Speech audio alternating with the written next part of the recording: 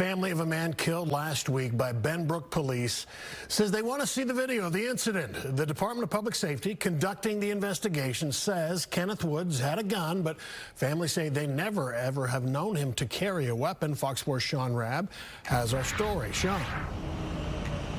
Yeah, and the family says, look, if we could only see the video, that would clear up a lot of questions. His fiance says Kenneth Woods did call 911 around 9 a.m. on the morning of July 24th, and police came out. Then she says there was a second call made later. Hours later, police responded again, and that call ended in the fatal officer-involved shooting. He asked for help.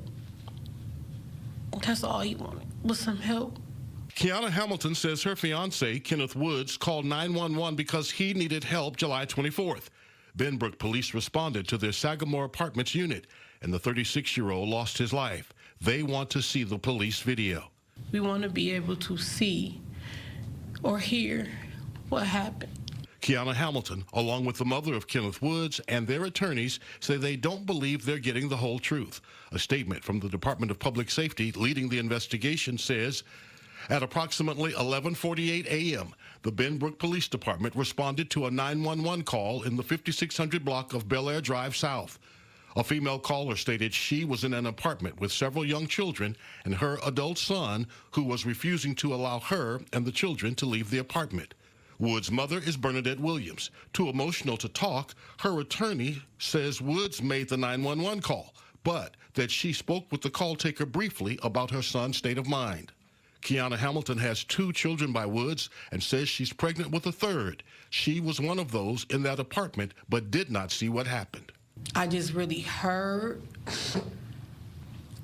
them come in the door. I heard gunfire.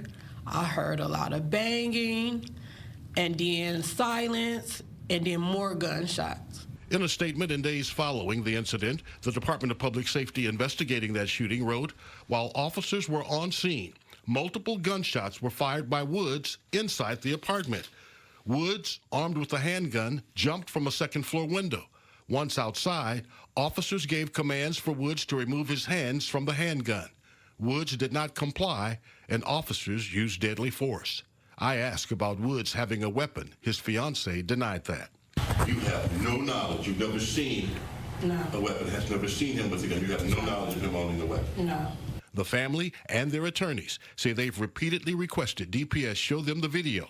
That hasn't happened, DPS citing the ongoing investigation.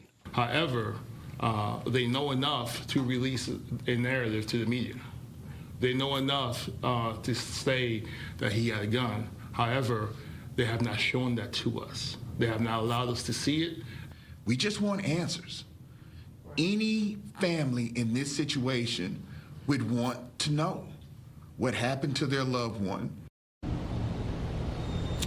An autopsy was performed. Toxicology results will take weeks to return. That statement from the Department of Public Safety ended like this. It's an ongoing investigation.